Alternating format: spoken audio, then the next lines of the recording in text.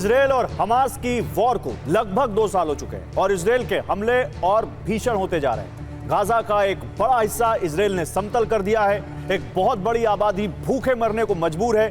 दुनिया के कई देश अब इस मुद्दे पर इजरायल के खिलाफ खड़े हो गए। इसमें ताजा और सबसे बड़ा नाम है फ्रांस का। संयुक्त राष्ट्र महासभा में अपने भाषण के दौरान फ्रेंच प्रेसिडेंट इमैनुअल मैक्रोन ने कहा कि अब हम और नहीं रुक सकते। हमें यूके, कनाडा और ऑस्ट्रेलिया की तरह फिलिस्तीन को मान्यता देनी होगी, क्योंकि इसी से हिंसा रुकेगी और शांति आएगी। फ्रांस अकेला नहीं है, कई सारे देशों ने पिछले कुछ दिनों में फिलिस्तीन को एक स्वतंत्र देश के तौर पर मान्यता दी है। बड़ी बात यह है कि इसमें अमेरिका के बड़े सहयोगी शामिल हैं। इसमें ब्रिटेन शामिल है, ऑस्ट्रेलिया शामिल है, कनाडा शामिल है। और यही ट्रंप के लिए इस वक्त एक बहुत बड़ी चुनौती है। साफ है कि इजरायल के मुद्दे पर अमेरिका और उसके यूरोपीय सहयोगियों के बीच ठन चुकी है। हालांकि इस मुद्दे पर भारत की नीति बिल्कुल साफ है। भारत फिलिस्तीन और इजरायल दोनों देशों का समर्थन करता है, 2 स्टेट थ्योरी का समर्थन करता है और यह मानता है कि युद्ध रुकना चाहिए और शांति के जरिए समाधान ढूंढे जाने चाहिए। हालांकि भारत इजरायल पर हुए हमास के हमलों की भी कड़ी निंदा करता है और यह कहता है कि अगवा किए गए बंधकों को तुरंत छोड़ा जाना चाहिए। सवाल एक बार फिर से वही है, क्या फिलिस्तीन के बढ़ते समर्थन के बाद इजरायल और अमेरिका दुनिया में अलग थलग पड़ते जा रहे हैं? और क्या इससे गाजा पर इजरायल के हमले रुक जाएंगे? आज इसी पर बात करेंगे, लेकिन पहले आप जानिए खबर क्या है। पूरी ये खबर आपको समझाते हैं, ये पूरा मामला विस्तार से समझाते हैं। फिलिस्तीन को बढ़ते समर्थन से अमेरिका के राष्ट्रपति ट्रंप की टेंशन बढ़ गई। 24 घंटे में 5 देशों ने फिलिस्तीन को मान्यता दी है। फ्रांस, ब्रिटेन समेत 150 देशों का, लगभग 150 देशों का फिलिस्तीन को समर्थन हासिल हो गया है। अमेरिका अभी भी फिलिस्तीन की मान्यता के खिलाफ है। नेतन्याहू ने कहा कि कोई फिलिस्तीनी राज्य नहीं होगा। फिलिस्तीन को मान्यता देने से इटली का इनकार। फिलिस्तीन समर्थकों का मेलोनी सरकार के खिलाफ प्रदर्शन इटली में देखने को मिला है, क्योंकि फिलिस्तीन की रिकॉग्निशन वापस ले ली मेलोनी ने। न्यूयॉर्क में संयुक्त राष्ट्र महासभा का 80वां सत्र शुरू हो चुका है। रात 8:30 बजे अमेरिकी राष्ट्रपति डोनाल्ड ट्रंप संबोधित करने जा रहे हैं और यह कहा जा रहा है कि डोनाल्ड ट्रंप आज उन संस्थाओं को जिन्होंने बदले हुए वर्ल्ड ऑर्डर को समर्थन दिया है, जिन्होंने गाजा में हमले के बाद फिलिस्तीन को रिकॉग्निशन दिया है, उनको सलाम करेंगे। यह खुद व्हाइट हाउस की प्रेस सेक्रेटरी ने बता दिया है कि क्या उनका एजेंडा होगा। हालांकि इस बैठक में विदेश मंत्री एस जयशंकर भी मौजूद रहेंगे। मुस्लिम देश के नेताओं के साथ भी ट्रंप एक मीटिंग करने वाले हैं। सऊदी अरब, यूएई, कतर, मिस्र, जॉर्डन और तुर्की के साथ उनकी गाजा के मुद्दे पर एक मीटिंग है। आपको याद होगा ये देश कुछ दिन पहले ही मिले थे और एक मुस्लिम नेटो बनाने की इन्होंने बात की थी। तो फिलिस्तीन को मान्यता में बड़ी बातें आपको बता देते हैं। यूएन के 193 में से 147 देशों ने फिलिस्तीन को मान्यता दे दी है। यूएनएससी यानी यूनाइटेड नेशंस सिक्योरिटी काउंसिल के 5 में से 4 स्थायी देशों ने इस पर मोहर लगा दी है। खाली अमेरिका इसके अगेंस्ट है। अमेरिका ने अब तक मान्यता नहीं दी। बैठक की अध्यक्षता फ्रांस और सऊदी अरब ने की।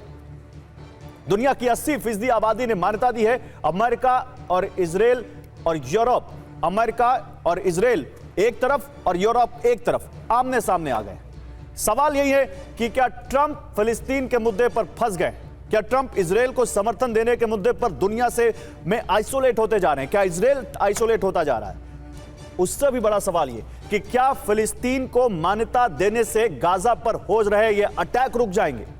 आइए इसी पर बात करते हैं। मेरे साथ इस पर बात करने के लिए एक बड़ा पैनल है और बड़ा वास्ट पैनल है। अलग अलग क्षेत्र के तमाम एक्सपर्ट मेरे साथ इस पे हैं। मेरे साथ दीपक वोरा है, पूर्व राजदूत, कर्नल शैलेंद्र सिंह है, रक्षा विशेषज्ञ, अवनीजय अवस्थी है, दिल्ली यूनिवर्सिटी के प्रोफेसर हैं, मेजर जनरल बिशंबर दयाल हैं, रक्षा विशेषज्ञ के तौर पर, प्रोफेसर अमिताभ सिंह है, विदेश मामलों के जानकार हैं, और पूजा त्रिपाठी हमारे साथ हैं, कांग्रेस पार्टी की प्रवक्ता। आप सभी का स्वागत है। लेकिन मैं जनरल दयाल आपसे शुरुआत करना चाहूंगा इस शो की।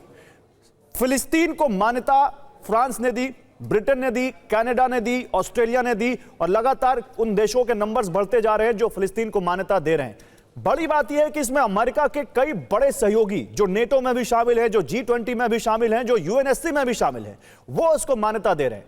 आप इसका क्या असर देखते हैं? क्या वाकई ट्रंप के लिए एक बड़ी मुश्किल, एक बड़ी चुनौती यहां पर खड़ी हो रही है? गौरव, जय हिंद। जय हिंद सर। देखिए गौरव, एक बहुत साधारण सी बात है। इस समय रिकॉग्निशन की कोई अहमियत नहीं है। कौन अमेरिका रिकॉग्नाइज नहीं कर रहा और कौन रिकॉग्नाइज कर रहा है पैलेस्टीन को, वो मुद्दा ही नहीं है।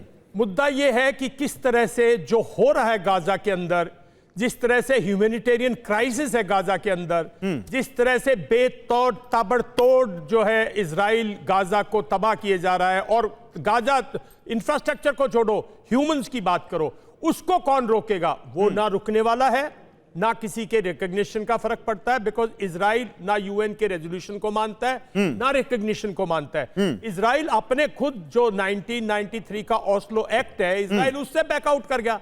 ये टू नेशन थ्योरी तो होनी नहीं चाहिए थी। First world war league of Nations के बाद जो डिसीजन लिया था, और सेकेंड वर्ल्ड वॉर के बाद जो यूएन ने डिसीजन लिया था, उसके बाद इजराइल को भी रिकॉन्साइल करना चाहिए था। आखिर पैलेस्टीनियंस कहां जाएं?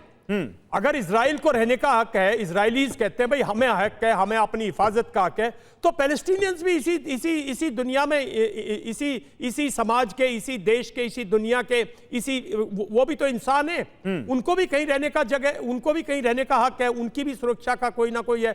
हर कोई तो हमास में नहीं है ना, हर कोई गाजा में रहने वाला हमासी नहीं है, हर कोई वेस्ट बैंक में रहने वाला तो उग्रवादी नहीं है। पीएलओ ने, जब यूएन ने पीएलओ को रिकॉग्नाइज किया, ऑलमोस्ट एक्सेप्ट अमेरिका की वीटो पावर छोड़ के, जब पीएलओ ने आपसे डिस्कशंस की, ओस्लो एक्ट के बाद जितनी अरब कंट्रीज थी आपके साथ पीसफुल रिलेशन चाहते हैं, एक जो एक्ट हुआ 7 अक्टूबर 2023 को, वो जो भयानक घटना की हमास ने, वो हमास ने की। अगर आप हमास का इतिहास देखें तो हमास एक उग्रवादी संगठन है, कहीं ना कहीं मैं समझता हूं हमास भी जो है वो भी आपकी देन है साहब। नहीं, और ये जो आप कह रहे हैं, मैं इसी को आगे उठाता हूं। पैलेस्टीनियन अथॉरिटी को डिवाइड करने के लिए तो आपने हमास एम्बेसडर वोरा, क्या हम हमास को और फिलिस्तीन को एक नजर से देख सकते हैं?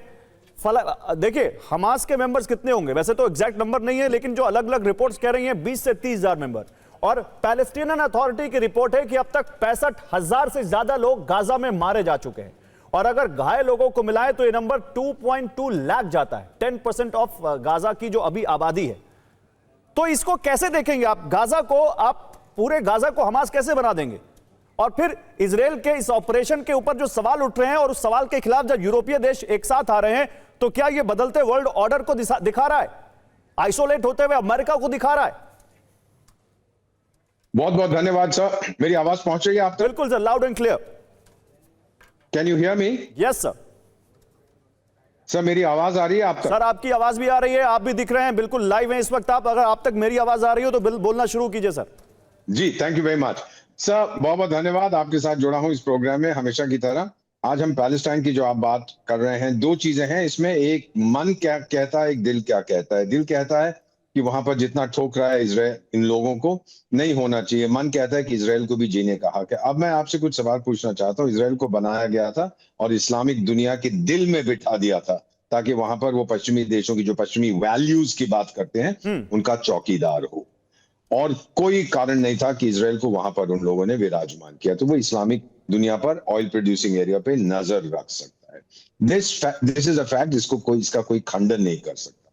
दूसरी चीज ये है सर कि ये जो यूरोपियन देश अब जो पैलेस्टाइन को मान्यता दे रहे हैं, ये क्यों कर रहे हैं सर? एकदम मुसलमानों के साथ इनकी मोहब्बत हो गई है, एकदम फंडामेंटलिस्ट इस्लाम के साथ इनकी मोहब्बत हो गई। मैं बताता हूँ, चाहे ब्रिटेन है, चाहे फ्रांस है, चाहे जर्मनी है, चाहे बेल्जियम, आपने देखा है वहां पर एंटी मुस्लिम सेंटिमेंट कितना बढ़ता जा रहा है। तो ये सब कर रहे हैं दुनिया को बताने के लिए। मुस्लिम समुदाय के जो देश हैं, ऑर्गेनाइजेशन ऑफ इस्लामिक कोऑपरेशन, 57 देश, कि टाइगर हम लोग एंटी मुस्लिम नहीं है, देखिए हमारा दिल तो रोता है पैलेस्टीनियंस के लिए। और इसके साथ साथ इन देशों में से खासतौर नहीं, तो इससे उनको फायदा क्या होगा? वो अरब कंट्रीज को आखिर क्यों वू कर रहे हैं? बिकॉज द अरब कंट्रीज उनके अगेंस्ट हो रहे थे ना सर, उनको डर है कि हमारे ऊपर आतंकी हमले ना हो। वो बताना चाहते हैं कि अब हम भी बहुत प्रो, नॉट इस्लामिक बट हम प्रो पैलेस्टाइन हो गए हैं। और ये भी मान लीजिएगा सर कि जो देश इस्लामिक देश पैलेस्टाइन का समर्थन करते हैं, उनमें से एक ने एक पैलेस्टाइनियन रेफ्यूजी को नहीं लिया। वो जॉर्डन ने एक आधे को ले लिया था जब ट्रंप साहब ने प्रेशर डाला था। तो मेरा मानना यह है कि यूरोप अपनी खेल खेल रहा है, अमेरिका अपना खेल खेल रहा है, इस्लामिक समुदाय अपना खेल खेल रहा है और हार रहे हैं। नहीं, लेकिन गाहे बगाहे इस पर भारत में भी बहुत पॉलिटिक्स होती है। अवनीश अवस्थी यहां फिलिस्तीन के समर्थन में नारे लगते हैं तो लोग उनको निशाने पर ले लेते हैं। भारत ने तो फिलिस्तीन को मान्यता दे रखी है, कोई अगर पॉलिटिशियन फिलिस्तीन के समर्थन में बातें करता है तो उसको बिल्कुल एंटी नेशनल कहने लगते हैं। जब फिलिस्तीन के मुद्दे पर भारत सरकार का ऑफिशियल स्टैंड है कि 2 स्टेट थ्योरी में वो भरोसा रखते हैं, तो फिर फिलिस्तीन को इतनी हे नजरों से क्यों देखते हैं यहां पर? गौरव, बात बड़ी साफ सी है कि जैसा कि अभी कहा कि और आपने सवाल किया कि क्या हमास और फिलिस्तीन को एक नजर में देखा जाना चाहिए क्या? हालत यह हो गई कि अगर हमास वहां फिलिस्तीन पर राज्य कर रहा है, हमास ही वहां की सारी नीतियां तय कर रहा है। 7 अक्टूबर 2023 को हमारे यहाँ जो पहलगाम हुआ, 26 लोगों को मारा गया, पूरा देश जिस तरह से आक्रोशित था, आप याद रखिए, आप सोचिए जरा कि इजराइल के लोगों का क्या हाल होगा और क्यों नहीं होना चाहिए, क्यों नहीं होना चाहिए। जो लोग फिलिस्तीन की बात करते हैं, जो लोग हमास की बात करते हैं, मैं हमास की बात भी नहीं कर रहा, मैं क्या नहीं होना चाहिए, एक मिनट, मैं समझ नहीं पाया आप क्या कह रहे हैं, क्या नहीं होना चाहिए, किसकी बात कर रहे हैं? मैं इसीलिए कह रहा हूं कि फिलिस्तीन अलग है, हमास अलग है। ठीक है। और हमास ने अगर फिलिस्तीन पर कब्जा कर लिया है, अगर आज हम कहते हैं कि जनरल मुनीर ने पाकिस्तान पर कब्जा कर लिया, पाकिस्तान की आवाम से हमारा कोई झगड़ा नहीं है ना, लेकिन मुनीर से और वहां की आर्मी से है, वहां के हुक्मरानों से है ना हमारी। तो आप एक बात बताइए कि आज तक जो लोग भी फिलिस्तीन का झंडा लेकर के या बैग लेकर के चलते हैं, उन्होंने क्या इस बात पर एक बार भी ये सवाल उठाया कि बंधकों मारा तो मारा, अब तक बंधक अब तक फिलिस्तीन के पास हैं, अब तक हमास के पास हैं, उन बंधकों का कोई मानव अधिकार नहीं है? उनके साथ क्या हो रहा है? कितने लोग मार मार के भेजे जा रहे हैं? और 7 अक्टूबर को जिस तरीके से वहां पे लड़कियों के साथ, महिलाओं के साथ, छोटे छोटे बच्चों को ओवन में जिस तरीके से दिखाया गया, आप ये बताइए कि ये तमाम लोग जो हैं, इसके बारे में एक भी जगह कहीं प्रदर्शन हुआ क्या? किसी सरकार ने आवाज उठाई है क्या? किसी ने कहा कि हाँ, ये गाजा पर जो आक्रमण कर रहा है इजराइल, हम उसके खिलाफ हैं, लेकिन इसके पहले जो वहां, ठीक है, मैं इसका जवाब दे लेता हूं। पूजा त्रिपाठी, देखिए क्या कह रहे हैं अवनीश अवस्थी कि जो लोग फिलिस्तीन का बैग लेकर घूमते हैं जिस पर फिलिस्तीन लिखा होता है, उन लोगों ने कभी उन बंधकों के लिए आवाज उठाई जो आज हमास के कब्जे में है? अब मुझे लगता है एक सवाल किसकी तरफ है आप समझ गई होंगी, जवाब दीजिए मैम। जी देखिए गौरव जी, सबसे पहले अगर फिलिस्तीन को किसी ने देश का दर्जा दिया था तो वो नॉन अरब स्टेट्स में भारत था। और मैं यहाँ पे नेहरू जी की एक चिट्ठी का जिक्र करना चाहती हूँ जो उन्होंने अपने मुख्यमंत्री को लिखी थी जब अरब मिडिल ईस्ट के देशों के टेंशंस के बारे में वो बात कर रहे थे। उन्होंने कहा था कि हमारी सामरिक शक्ति मानवीय मूल्यों के प्रति हमारी खड़े होने की क्षमता को डिक्टेट नहीं करनी चाहिए, और यही भारत का स्टैंड रहा है पिछले कई सालों से। कोई भी बिना किसी भय का, बिना किसी पक्षपात के हम फिलिस्तीन के साथ और 2 स्टेट थ्योरी के साथ खड़े रहे। जब अक्टूबर 2019 में हमास ने अटैक किया था इजराइल पे, तो सबने एक स्वर में इसका खंडन किया था, सबने एक स्वर में इसको क्रिटिसाइज किया था। लेकिन अगर हम पिछले 20 महीनों में देख रहे हैं, अप्रैल 2024 में इंडिया एब्स्टेन करता है यूएनएचआरसी रेजोल्यूशन में वोट करने में, जिसमें वो सीज फायर की, इमीडिएट अर्जेंट सीज फायर की बात करते हैं। सितंबर 2024 में यूएनजीए रेजोल्यूशन में, जिसमें इजराइल से पैलेस्टीन से 12 महीने के अंदर अपने ऑक्यूपेशन खत्म करने की बात करते हैं, इंडिया से फिर एब्स्टेन करता है। जून 2025 में यूएनजीए रेजोल्यूशन था जिसमें बात यहां किसी के दो मिलिट्री नहीं, एक काउंटर है इसमें मेरा। पूजा त्रिपाठी थोड़ा आपने जो पीछे के जो आप डेवलपमेंट बताए, थोड़ा आगे का भी देखिए। अभी 12 सितंबर को यूएनजीए में एक प्रस्ताव आया जहां पर पीसफुल रेजोल्यूशन और 2 स्टेट थ्योरी फिलिस्तीन के समर्थन में, वहां पर जब वो प्रस्ताव आया तो भारत ने उसके समर्थन में वोट दिया है, 2 स्टेट थ्योरी के समर्थन में वोट दिया है। ये फिलिस्तीन के समर्थन में भारत का वोट है और हम चला भी रहे हैं। देखिए, हमने ग्राफिक चला दिया। जब से पैलेस्टीन को गौरव जी भारत ने, अच्छा मुझे ये बताइए पूजा जी, इजराइल को तो इजराइल पर कांग्रेस पार्टी की क्या राय? हम तो इजराइल पे पैलेस्टाइन हमास को टेररिस्ट ऑर्गेनाइजेशन मानते हैं। आप भारत एक आप हमास को टेररिस्ट ऑर्गेनाइजेशन मानते हैं? हम ये नहीं कह रहे। आप पूजा जी, एक मिनट में, सबसे पहले हम ह्यूमैनिटी की बात कर रहे हैं। आज गाजा में हर तीसरा में से एक बच्चा भूखमरी से मर रहा है। गाजा की तस्वीर दिल को द्वेलित करने वाली है। कर्नल शैलेंद्र बताइए भाई, गाजा में जो बच्चे मर रहे हैं उनका कोई ह्यूमन राइट नहीं है क्या? इजराइल में जो बंधक हैं अगर उनका ह्यूमन राइट है तो क्या गाजा में जो बच्चे मर रहे हैं उनका ह्यूमन राइट नहीं है क्या? फिर पैलेस्टीन के समर्थन में लोग क्यों ना आए? जय हिंद, नमस्कार गौरव। जय हिंद सर। बड़े निष्पक्ष होकर एक बात करेंगे। आप एक बात बताइए, 6 अक्टूबर को क्या हुआ था? कुछ भी नहीं हुआ ना 6 अक्टूबर को उस साल 23 में। 7 अक्टूबर को आपने टेररिस्ट अटैक कर दिया। अब आप गिनना शुरू कर रहे हैं कि किसके बच्चे मरे, किसके बच्चे नहीं मरे। I think this is unfair. बड़ी सीधी सीधी बात कहूंगा कि दुनिया में जब आप डिप्लोमेसी करते हो ना, तो वो आप उस हिसाब से करते हो जो आपकी कंट्री को बेनिफिट करता है। 75% यूनाइटेड नेशन में जो देश हैं वो उसको रिकॉग्नाइज करते हैं, टू नेशन थ्योरी को। आज से थोड़ी ना कर रहे हैं, 10 दिनों से कर रहे हैं, 50 टाइम से कर रहे हैं। इंडिया अकेला एक उन कंट्रीज में है जिसने 1974 में पीएलओ को रिकॉग्नाइज किया कि they are the sole representative. 88 में 87-88 में हम इसका इवैल्यूएशन कर रहे थे कि चलिए जी टू नेशन थ्योरी होने वाली है, अब सब कुछ ठीक हो जाएगा। क्या ठीक हुआ? किसने ठीक किया? मैं आपको एक बड़ा अहम मुद्दा बता रहा हूं। पैलेस्टीनियन और गाजा एक नहीं है, सॉरी, पैलेस्टीनियन और हमास एक नहीं है। क्यों भाई, क्यों नहीं है? उस पैलेस्टीनियन, ये आपको मैं बड़ा छोटा सा एग्जांपल दे देता हूं, जिसने किसी ने बोला भी बड़ा अच्छा बोला कि पाकिस्तान और टेररिज्म में कोई रिजेंबलेंस है या नहीं है? या आप ये बोलना चाहते हैं कि नहीं, कोई रिजेंबलेंस नहीं है, पाकिस्तान बिल्कुल प्रो ह्यूमैनिटी है और वहां की जो टेररिज्म है वो एंटी है, एंटी ह्यूमैनिटी है, उनकी आर्मी एंटी ह्यूमैनिटी है, उनकी आईएसआई। मैं आपको पैरेलल इसलिए ड्रॉ कर रहा हूं, ये हम जल्दी समझते हैं। मुझे एक रीजन बता दीजिए, सैकड़ों किलोमीटर की वो जो अंडरग्राउंड टनल है, वो जो आप 20,000 बता रहे थे, वो 20,000 हमास ने बनाई है? किसने बनाई है? वो किसकी परमिशन से बनी है? दिखा नहीं उन सबको। मैं कह रहा हूं, आप मान लीजिए ये 65,000 तो आपके सर पे कोई गन लेकर अगर खड़ा होगा और आपको मारने की धमकी देगा, तो या तो आप अपनी जान बचा लीजिए या फिर आप क्रांति कर लीजिए। एब्सोल्युटली। मैं आपको सिर्फ एक छोटी सी बात बता रहा हूं, ये जो 65,000 लोग मरे हैं ना, ये 65,000 फैमिलीज आपने एक और हमास क्रिएट कर दिया है। क्योंकि इन सब के अंदर वो जो हेट्रेड है इजराइल के खिलाफ, वो उसी लेवल की है। तो आप क्या मानते हैं कि पैलेस्टीन को जिस तरह से दुनिया में समर्थन मिल रहा है वो सही है या गलत? एक लाइन बताइए, पूजा जी की लाइन जुड़ गई। अगर आपने एक लाइन में सुन रहा है, समर्थन मिलना चाहिए पैलेस्टीनियन को ऑन ह्यूमैनिटेरियन ग्राउंड, लेकिन पैलेस्टीनियन को यह भी ओन अप करना पड़ेगा कि उस देश में, उस जगह पर आप अगर किसी भी तरह की टेररिज्म पनपने दे रहे हो, बढ़ने दे रहे हो, तो आप उसे रोकने के जिम्मेवार भी उतने ही। चलिए ठीक है, पूजा जी की लाइन जुड़ चुकी है। पूजा जी बताइए, इजराइल पर मैंने स्टैंड पूछा था, कांग्रेस पार्टी का स्टैंड क्या है? क्या कांग्रेस पार्टी इजराइल को मित्र राष्ट्र मानती है या नहीं मानती है? कांग्रेस पार्टी उसी स्टैंड पे है जिसपे जब से हमने पैलेस्टीन को as a national nation recognise किया था, तभी से हम टू स्टेट थ्योरी में बिलीव करते हैं। किसी भी प्रकार की आतंकवादी जिसमें आतंक की घटनाएं जिसमें बच्चों पे जा रहा है, आज गाजा मैं दूसरे सवाल पे आ गई आप। मैंने एक सवाल पूछा, इजराइल पे क्या स्टैंड है? मैं इसलिए पूछ रहा हूं कि अगर आप इजराइल को मित्र राष्ट्र मानते हैं या मानते हैं कि इजराइल एक सार्वभौमिक राष्ट्र है, तो क्या आप यह भी मानते हैं कि इजराइल को अपने ऊपर हुए आतंकी हमले का बदला लेने का अधिकार है या नहीं है?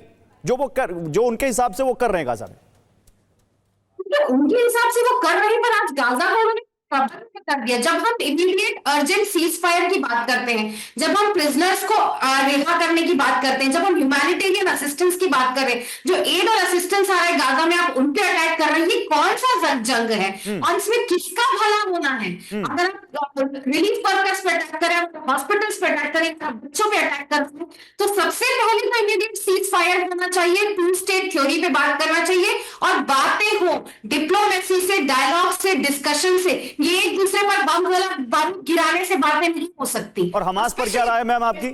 हमास पर क्या राय है?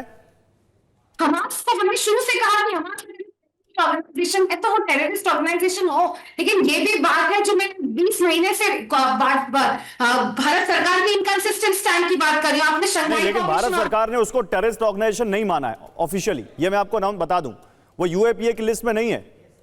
मैं कह रही हूँ सबसे पहले तो क्या सीज फायर हो, डायलॉग, डिस्कशन और डिप्लोमेसी से हो, प्रिजनर्स को रिलीज किया जाए, ह्यूमैनिटेरियन असिस्टेंस को ना रोका जाए। ये हमारी सीपीपी का भी आर्टिकल आया था, अगर आपको ध्यान होगा कुछ दिन पहले। ये बात हम बार-बार कह रहे हैं और इस बात पे हम शुरू से खड़े हैं। ठीक है, मैं अमिताभ जी के पास जाऊंगा। अमिताभ जी, जितनी बात मुझे इनकी समझ में आ रही है वो ये कह रही हैं कि गाजा में जो इस वक्त हो रहा है वो गलत है और कहीं ना कहीं वो भारत सरकार के पिछले कुछ कदमों से सहमत नहीं है। वो कह रहे हैं कि भारत सरकार की पॉलिसी प्रो इजराइल ज्यादा दिखती है। पूजा जी यही कह रही ना आप? हाँ जी, हाँ ठीक है। अमिताभ जी दिखती है, मैं ये भी कह रही, कंफ्यूज भी दिखती है। देखिए, अगर कांग्रेस ने 90 में ही, जब 91 के बाद जब एंटी जायनिज्म रेजोल्यूशन पास हुआ था यूएन में, तब से हमने उनको रिकॉग्नाइज किया है। तो ये कांग्रेस की बात नहीं है, भारत की बात है। भारत उनको रिकॉग्नाइज करता है इजराइल को एज अ स्टेट। 1992 में जब कांग्रेस पार्टी की सरकार थी नरसिम्हा राव की। हाँ। और उसके बाद से हम इजराइल से लगातार अच्छे संबंध बना रहे हैं, लेकिन इसका मतलब यह नहीं कि हम फिलिस्तीनियों को डेजर्ट कर दिए हैं, उनको छोड़ दिए हैं। अब 92 से 2023 में आइए, जो पिछले 31 साल में हुआ, उसमें क्या हुआ?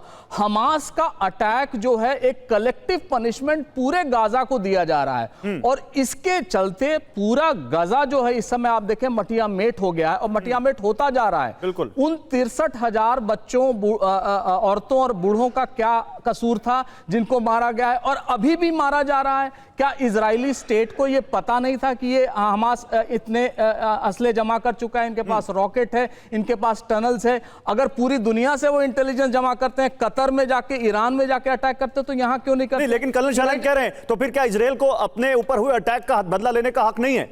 नहीं, बिल्कुल हक है, टेररिस्ट स्ट्राइक है, इसको सब मानते हैं, लेकिन 2 साल तक पूरे गजा को मटियामेट कर देना, ये कहां? और यही नहीं, सिर्फ इजराइल और भारत की बात छोड़ दी, यूनाइटेड नेशंस के एक कमीशन ने ये कहा है ये जेनोसाइड है, ये नरसंहार है। जो उनके 5 मानक हैं उनमें 4 में ये मान रहे हैं कि ये जनसंहार है, और पूरी दुनिया ये मान रही है कि ये जनसंहार है। और फिर नेतन्याहू जब ये कह रहे हैं कि if you are recognising the Palestine then you are rewarding the terrorist organisation, तो इसका क्या मतलब है? मेरे हिसाब से टेररिस्ट स्टेट का भी एक डेफिनेशन होना चाहिए। इजराइल शायद उसमें भी एक पैमाना बने कि कौन सा टेररिस्ट स्टेट है, कौन सा टेररिस्ट ऑर्गेनाइजेशन है।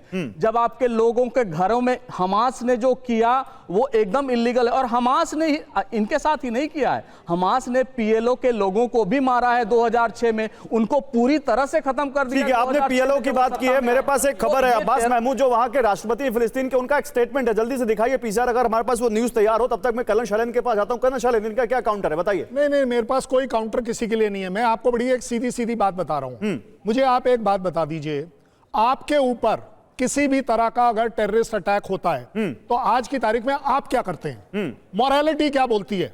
क्या मैं उसका अगले बार के लिए वेट करूं, उससे अगले बार वेट करूं, उसको स्टेट बनाऊं, उसको ये बनाऊं, उसको वो बनाऊं? नहीं कर्नल शैलेंद्र, लेकिन इसमें एक सवाल है, आपके पास दुनिया की एक ऐसी एजेंसी है जो 20 साल बाद भी अपने दुश्मनों को ढूंढ के मारती है, पिन पॉइंट अटैक करती है, जिस बिल्डिंग पर आपको लगता है कि हमास के ठिकाने, उसी को गिराती है, अगल बगल की बिल्डिंग गिरती तक नहीं है। उस एजेंसी को और उस देश को यह नहीं पता कि इन 65,000 लोगों में कौन हमास के लोग हैं और कौन हमास के लोग नहीं है। या तो वो कह दे कि सारे हमास के लोग मरे। भाई, हमास की पॉलिसी रही है सारे हेडक्वार्टर जो हैं हॉस्पिटल के नीचे हैं, जो स्टेशंस हैं उनके नीचे हैं। आप कैसे बोल रहे हैं? आपके पास वो रिकॉर्डिंग्स नहीं दिखी है आपके टाइम में 7 अक्टूबर के बाद में जो दिखाई गई? हमसे ज्यादा किसने दिखाई है और हमसे ज्यादा कौन फॉलो कर रहा है हॉस्पिटल के अंदर? तो आप कह रहे हैं कि सारे हॉस्पिटल हमास के अंदर हैं, सारे लोग जो मारे गए हैं, जो घायल हुए, सब हमास के लोग हैं। अथॉरिटी किसकी बनी हुई है? Is it not Hamas? Palestine authority अपने आप में हमास की इलेक्टेड लोग उसके अंदर आए हुए हैं। ये ऑन रिकॉर्ड की बातें कर रहा हूं मैं इस समय, मेरी फीलिंग की बात नहीं कर रहा हूं। मैं आपको बस एक बात बताने की कोशिश कर रहा हूं कि यस, इसमें कोई शक नहीं है, अगर आप 88 से लेकर अभी तक इस टॉपिक पे अटके हुए हैं 2 नेशन थ्योरी के ऊपर, मुझे आप एक बात बता दीजिए, 65,000 जब मरेंगे तभी 2 नेशन थ्योरी बनेगी? यू मीन टू से नाउ कि पाकिस्तान को कल अगर मुझे ठोकना है तो पहले मुझे वो 10-20 हजार रुपए, वो 10-20 हजार लोग मरवाने हैं तब बनाऊंगा? जी नहीं, ऐसे नहीं होता। देश पहले होता है और डिप्लोमेसी उसके बाद होती है, देश की पॉलिसी। चलिए, आप जो कह रहे हैं मुझे लगता है एक्सपर्ट ज्यादा जवाब देंगे, मैं जनरल दयाल के पास आऊंगा। लेकिन जो मैं कह रहा था, देखिए बड़ी खबर आ रही है, फिलिस्तीनी राष्ट्रपति महमूद अब्बास ने हमास को अल्टीमेटम दे दिया है। अब देखिए यहां भी 2 गुट हैं, हमास से हथियार सरेंडर करने को कहा है महमूद अब्बास ने। महमूद अब्बास ने 7 अक्टूबर के हमले की निंदा भी की है। अब्बास ने गाजा में हमास की भूमिका को खारिज कर दिया है। 2006-7 में हमास वहां पर आता है, टेक ओवर करता है, महमूद अब्बास कॉर्नर होते हैं, उसके बाद वहां पर फतेह और हमास के बीच लड़ाई होती है। फतेह जो महमूद अब्बास है उनकी पार्टी की वहां है, लेकिन हमास कहीं ना कहीं ज्यादा कंट्रोल में रहता है। अब महमूद अब्बास कह रहे हैं जनरल दयाल, तो यहां पर पॉलिटिक्स विद इन फिलिस्तीन भी है। Yes. ये आज से नहीं है, पहले से ये 2007-8 से, जब से आपने गाजा में फिलिस्तीनियन अथॉरिटी का कोई रूल नहीं है, गाजा में हमास का रूल है। गाजा में हमास इलेक्ट हुआ है ना। yes. और 1 मिनट भैया, और दूसरा, गाजा जो है वो 2008 से कंप्लीटली आइसोलेटेड है, चारों तरफ से इजराइल चेक करता है कौन गया कौन नहीं गया। बिल्कुल है। ये तो सब देखिए, दलीली दे जा रही है लोगों की डिफरेंट डिफरेंट तौर पे। ना तो हम इस बात को सपोर्ट करते हैं कि जो इजराइल पे हुआ 7 तारीख को वो माफ करने लायक है, वो घिनौना है, वो एक बहुत ही क्रूर हरकत है, लेकिन वो एक हमास है, वो टेररिस्ट ऑर्गेनाइजेशन है। क्या पूरा इजराइल स्टेट टेररिस्ट है? क्या इजराइल स्टेट की गवर्नमेंट टेररिस्ट ऑर्गेनाइजेशन है? क्या आप भी वही करोगे जो गाजा में हमास करता है? आप यार स्टेट है, आप एक ऑर्गेनाइज्ड गवर्नमेंट है, आप एक सिविलाइजेशन है। You can't kill children, you can't kill women because आपको आपके देश पर किसी ने हमला किया। भारत ने इतनी सोच समझ के, हम भारत की बात करते हैं ना, हमको 40 साल से पता है कि मुनीर और पार्टी जो है वो टेररिज्म करा रही है। नहीं जनरल दयाल, मेरा एक काउंटर क्वेश्चन है। करा रही है। हम लोग तो टेररिस्ट को कैंप के सिवाय बाहर फायर भी नहीं करना चाहते। जनरल दयाल, मेरा एक नहीं जनरल दयाल, एक काउंटर क्वेश्चन सुन लीजिए, एक काउंटर क्वेश्चन सुन लीजिए जनरल दयाल, एक काउंटर बातें कर जनरल दयाल, एक काउंटर क्वेश्चन। आप कह रहे हैं कि 2006-7 से हमास रूल कर रहा है गाजा पर, 2.2 मिलियन वहां की आबादी है, और क्या फिर हमास ने जब ये हमला किया तो उसको नहीं मालूम था कि इजराइल पलट के आएगा? उसको नहीं मालूम था कि गाजा के मासूम लोगों को मालूम होगा? नहीं सुनिए सर, गाजा के लोगों को इसकी मासूम लोगों को इसकी कीमत चुकानी होगी। मालूम होगा। जो 48 बंधक हैं वो देकर वापस करके हमास क्यों नहीं बचा ले रहा अपने लोगों को? आप सोचते हो हमास तो टेररिस्ट ऑर्गेनाइजेशन है, मैं कह रहा हूं, और वो टेररिस्ट ऑर्गेनाइजेशन उसी देश पर राज कर रहा है। गौरव एक मिनट, वेस्ट बैंक में क्या हो रहा है 2023 से? वेस्ट बैंक में क्या हो रहा है भैया? 40% आपने ओस्लो अकॉर्ड में माना था वेस्ट बैंक में पैलेस्टीनियन अथॉरिटी के नीचे उनका एरिया है। ये तो अक्टूबर 2023 वेस्ट बैंक में क्या हो रहा है? वेस्ट बैंक में यही हो रहा है। देखिए, ये एक महत्वाकांक्षी प्राइम मिनिस्टर है, उसकी एम्बिशन है, मैं प्राइम मिनिस्टर बना रहूंगा, मैं हिस्ट्री में जाऊंगा कि मैंने ये कर दिया, और वो किसी की सुनने को तैयार नहीं है। ये पूरा का पूरा देखिए, ये मुद्दा जो है कहीं ना कहीं पीस आपने पनिश कर दिया, आपने 20,000 लोग मार दिए, हमास के मेन लीडर्स मार दिए, तो कहीं ना आप मुझे एक बात बताओ भाई, आपने पूरी दुनिया के लॉ को वायलेट करके आपने कहा कि मैं जो कतर में जो है दोहा पे मैं टेररिस्ट ऑर्गेनाइजेशन है ये, वो तो आपके लिए डिस्कशन कर रहे हैं, वो तो शायद पीसफुल रेजोल्यूशन निकालना चाहते हैं, उन लोगों का टेररिज्म से कुछ लेना देना नहीं होगा, वो अमेरिकन ने एक प्रपोजल दिया है। ये सब जब आप कर रहे हो तो इसको जस्टिफाई करने वाले चलिए देखिए, और शायद इसीलिए जो आप कह रहे हैं उसका असर दिख रहा है। एक बड़ी खबर आ रही है, सऊदी अरब ने इजराइल को डायरेक्ट वार्निंग दे दी है। दिखाइए जरा पीसीआर की खबर। बेहद गंभीर नतीजे भुगतेगा इजराइल, ये सऊदी अरब ने कहा। ये वही देश है जो अब्राहम अकॉर्ड करने वाला था उनके साथ। वेस्ट बैंक को अपने हिस्से में मिलाया तो अंजाम बुरा होगा, ये सऊदी अरब ने इजराइल को कहा है। इजरायली उड़ानों के लिए एयर स्पेस बंद कर सकता है सऊदी अरब, यह रिपोर्ट आ रही है। सऊदी इजराइल के बीच अब्राहम समझौता खत्म हो सकता है, यह रिपोर्ट कह रही है। तो अमेरिका ने 73 के बाद अरब मुल्कों को जिस तरह से इजराइल के करीब लाने की कोशिश की, लगता है वो ये अब खत्म हो रहा। एम्बेसडर वोरा, क्या मैं सर हमारा एक स्ट्रेटेजिक पार्टनर है, मैं ये नहीं कह रहा कि वो मैं इजराइल हमारा एक strategic partner, we value him, but जो गाजा में हो रहा है आई डोंट थिंक, मतलब ठीक है, आपने अपनी बात अपनी पोजीशन क्लियर कर दी। एम्बेसडर वोरा, सऊदी अरब का जो ये स्टेटमेंट है, जो ये वार्निंग है, क्या ये एक क्लासिक एग्जांपल है कि पूरी जो अमेरिका की मेहनत थी कि जॉर्डन को, फिर कतर को या फिर यूएई को किसी तरह लेकर आए इजराइल के करीब और अरब मुल्कों में इजराइल की एक्सेप्टेंस बढ़ाएं, इस हमले ने वो सब खत्म कर दी? सर, ये बहुत अच्छी बात आपने कही है। दो अलग चीजें हैं। एक तो कुछ देशों ने इजराइल को मान्यता दी है, उनके साथ उनके डिप्लोमेटिक रिलेशंस एस्टैब्लिश हो गए, आपने अब्राहमिक अकॉर्ड्स की बात की, लेकिन जिन्होंने एस्टैब्लिश किए हैं रिलेशन, उन्होंने भी तो आलोचना की है ना सर। ये दो अलग चीजें हैं। अगर मेरे डिप्लोमेटिक संबंध है देश एक्स के साथ और एक्स कुछ बदमाशी करता है, मैं तो आलोचना करूंगा। तो ये देश वही कर रहे हैं, दोनों को कंफ्यूज ना करें डिप्लोमेसी में सर। डिप्लोमेटिक रिलेशंस अपनी जगह, असेसमेंट उसका एक्शन क्या होगा वो अपनी जगह है। मेरा अपना मानना है सर कि सारे ये जो अरब देश हैं, ये जानते हैं कि अगर एक इंडिपेंडेंट पैलेस्टाइन स्टेट आ गया, इन लोगों को बहुत तकलीफ होगी। इनके लिए ये अच्छा होगा किसी तरह से कोई ऐसा समझौता, ये कोशिश कर रहे हैं ऐसा समझौता हो जाए कि इनके जो अस्तित्व है, इनकी एग्जिस्टेंस पे खतरा ना हो। ये जॉर्डन का एग्जांपल कोई नहीं भूला 1970 का, जब पैलेस्टीनियन ने जॉर्डन के शहंशाह से कहा था दफा हो जाए यहाँ से, अब ये हमारा देश है, आपने हमें पनाह दी, हम रहेंगे। तो ये सारी memories are very long in geopolitics. तो ये सब चीखने चिल्लाने से कुछ नहीं होता। द रियलिटी इज, मेरा मानना है सर, 20 साल उस एरिया में मैं रहा हूं, मेरा मानना है कि अरब देश इजराइल के साथ समझौता करेंगे, जरूर करेंगे। ट्रंप साहब जो मर्जी कहें, और वो पैलेस्टीनियंस को भी समर्थन देंगे। एंड रिजल्ट क्या होगा? एंड जब तक बेंजामिन नेतन्याहू है, गाजा को ये लोग इजराइल गाजा को मिटाने से हटेगा नहीं। सर लेकिन एक चीज और बताइए, क्योंकि आज ट्रंप अरब देशों के साथ भी मुलाकात करने वाले हैं और जाहिर सी बात है एजेंडा गाजा ही होगा। 100%। उसमें ट्रंप क्या कह सकते हैं इन देशों से? यही कहेंगे कि आप लोग इजराइल की जो आलोचना कर रहे हो, आप समझिए इजराइल की पोजीशन क्या है। आप मुझसे क्यों पंगा ले रहे हैं? इजराइल से क्यों पंगा ले रहे हैं? आप शांति से इसको देखिएगा, आप अग्रीमेंट करिए उनके साथ। जो अभी हमारी कांग्रेस लीडर डायलॉग और डिप्लोमेसी और ये सब चीजें नहीं चलती है इंटरनेशनल रिलेशन, कोई डायलॉग वायलॉग नहीं चलता है वहां। जब आपकी सर्वाइवल की बात होती है, सर मुझे 52 साल हो गए हैं कूटनीति में, डायलॉग डजंट हेल्प। कितने डायलॉग हमने किए हैं, आतंकिस्तान जिसका दूसरा नाम पाकिस्तान है, कोई फर्क नहीं पड़ता है। हमास इज डिटर्मिन्ड, जैसे हिजबुल्लाह है, कि इजराइल को जीने का हक नहीं है। क्या करना चाहिए इजराइल को, ये आप जवाब ले लीजिएगा, जो बाकी आपके विशेषज्ञ यहाँ पे। ठीक है, अब बताइए पूजा जी, अब क्या कहना है आपका?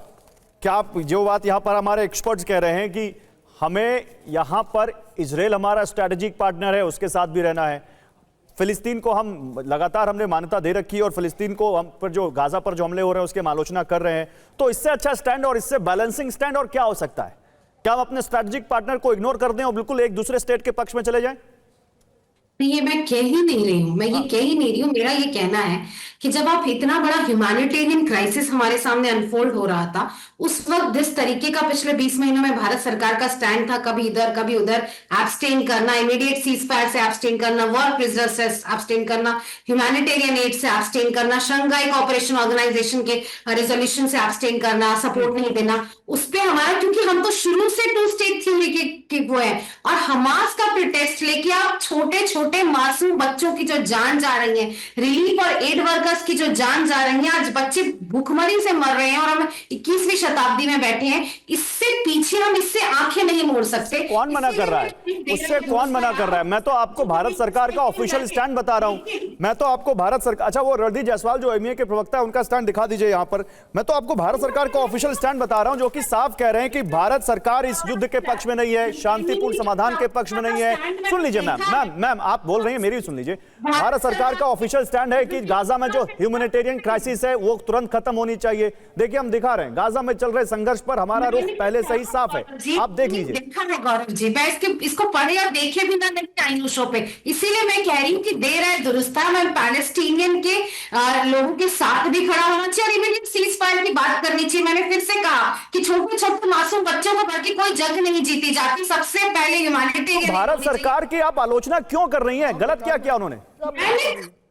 नहीं, ये एक सेकंड गौरव, एक सेकंड लगाऊंगा जी, बोलिए। ये सिर्फ ये बता दीजिए आप, ये जो एक्टिंग बोल रहे हैं, कौन सी एक्टिंग करिए? चलिए बताइए, आज कौन सी एक्टिंग हुई है, कल कौन सी? देखिए, देश एक्टिंग नहीं करते हैं, देश एक्ट करते हैं। इंडिया आजकल एक्ट करती है, अकेला कंट्री है पूरी दुनिया का। दोनों को लाइए, पूजा जी को लाइए, कर्नल शैलेंद्र को लाइए।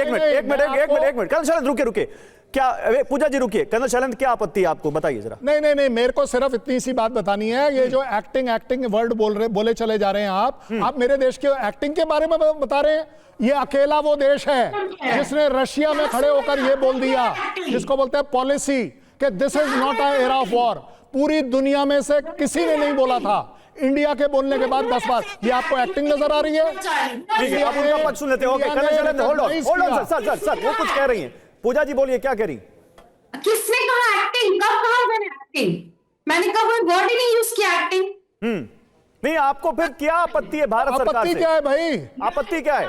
आप देश के साथ क्यों नहीं खड़े हो सकते? आपत्ति क्या है? आप भी मेरे ही पार्ट हो। आप कांग्रेस मेरे देश का पार्ट है। सर सवाल पूछा, जवाब तो ले लीजिए। मैं पिछले यही दिन से बोल रही हूँ कि 1982 जब हम पैलेस्टीन के साथ उनके राइट टू सेल्फ डिटरमिनेशन के साथ खड़े हैं, स्टेट थ्योरी के साथ खड़े हैं, ह्यूमैनिटेरियन प्रैक्टिस के साथ खड़े हैं, तो उससे इतर जाने का कोई सवाल नहीं था। जब भी आप एब्सटेन करते हैं, मैम आपकी आवाज वैसे ही आपकी सही नहीं है। सुन लीजिए पूजा जी, आपकी आवाज, मतलब आपकी जो आवाज हमारे पास आ रही है, टेक्निकल ग्लिच है उसमें। एक लाइन में बता दीजिए आपत्ति क्या, ताकि मैं डिबेट को आगे बढ़ा सकूं। डिबेट रुकी हुई है पिछले 2 मिनट से। आपके सब जवाब पर आपत्ति किस बात पे आपको भारत सरकार? एक लाइन में बता दीजिए। कह रही हूँ पिछले 20 महीने से जो इधर का स्टैंड उधर का आप एब्सटेन कर रहे थे, हम वेलकम कर रहे हैं स्टेप को कि आपने पैलेस्टीन के साथ खड़े होने का रेजोल्यूशन दिया जो एमईए का स्टेटमेंट है। हम ये कह रहे हैं कि पिछले 20 महीने से जो आपने 4 से 5 रेजोल्यूशंस में वोटिंग से एब्सटेन किया था, हम उसकी भर्त्सना करते हैं, चाहे वो ह्यूमैनिटेरियन एड का, चाहे इमीडिएट अर्जेंट सीज। ठीक है भैया, जवाब दीजिए। अवनीश जी जवाब देना चाहेंगे इसका? जवाब दीजिए। बिल्कुल, मैं तो इतनी देर से हाथ खड़ा किया हूं कि कुछ बोलने का मौका दीजिए मुझे। नहीं, मैं दूसरों के पास भी जाना था, लेकिन अब आपका मौका है, बोलिए। ठीक। वर्तमान सरकार के ऑफिशियल स्टैंड ये कि फिलिस्तीन पर हमारा कोई स्टैंड नहीं बदला है। हमारी लंबे समय से जो फिलिस्तीन के बारे में जो स्टैंड है उसी स्टैंड पर कायम है। ह्यूमैनिटेरियन ग्राउंड की बात, जिसकी बात जो बार बार यहाँ कर रहे हैं, छोटे छोटे बच्चे तो इजराइल में भी है ना। और एक बात बताइए कि हमास के चार्टर में क्या लिखा है कि यहूदियों को यहाँ रहने नहीं देना, खत्म कर देना, उस पूरी नस्ल को खत्म कर देना है। ऐसे किसी भी चार्टर के साथ क्या भारत पर खड़ा हो सकता है? क्या भारत ने यही कहा ना, हमेशा कहा है, और इस प्रधानमंत्री ने भी यही कहा कि हम किसी भी युद्ध के खिलाफ हैं, युद्ध को कभी नहीं। लेकिन एक बात बताइए ना, कि युद्ध इजराइल और फिलिस्तीन के बीच में हो रहा है या हमास के बीच में हो रहा है, आप कुछ भी कह लीजिए उसको। इसने सही कहा कि हमास ने ही तो फिलिस्तीन के लोगों ने हमास को इलेक्ट किया ना, वहां पर इलेक्ट किया, जिसने 7 अक्टूबर 2023 को, जो लोग भूलते हैं उसके पहले ये जनरल शैलेंद्र ने कहा कि 6 अक्टूबर तक क्या हुआ था? कर्नल शैलेंद्र 6 अक्टूबर तक यही कर रहा था क्या इजराइल? वहां के हजारों लोग इजराइल में आके नौकरी करते। ठीक है, ओके, ठीक है sir, okay, you made your point. नहीं, गौरव जी 10 सेकंड स्टैंडर्ड नहीं रखना चाहिए। अगर ह्यूमैनिटेरियन के साथ हैं तो ह्यूमैनिटेरियन सिर्फ गाजा की नहीं है, ह्यूमैनिटेरियन इजराइल में भी है। ठीक है प्रोफेसर अमिताभ, अब बात बताइए, क्योंकि हमें 2 स्टेट थ्योरी में हम बिलीव करते हैं, तो हमें दोनों के साथ दिखना पड़ेगा। डिप्लोमेसी में केवल बोलना नहीं है, आपको अपने एक्शन से भी बताना है। तो क्या ये बैलेंसिंग एक्ट है भारत सरकार का, या आपको उसमें कोई कमी दिखती है, या आपको लगता है कि नहीं, और इसीलिए हम बात कर रहे हैं इस पे? देखिए, भारत सरकार एक बैलेंसिंग एक्ट कर रही है, बिल्कुल सही है। प्रधानमंत्री मोदी ने 2 ओकेजन्स पे कहा है, हम सिर्फ कहते हैं कि ये युद्ध का काल नहीं है। प्रधानमंत्री ने यह भी कहा था करगिल में चाइना को बताते हुए कि ये विस्तारवाद का युग नहीं है। यहाँ दोनों हो रहा है, युद्ध भी हो रहा है, विस्तारवाद भी हो रहा है, आप गजा को अपने आप में मिलाने की।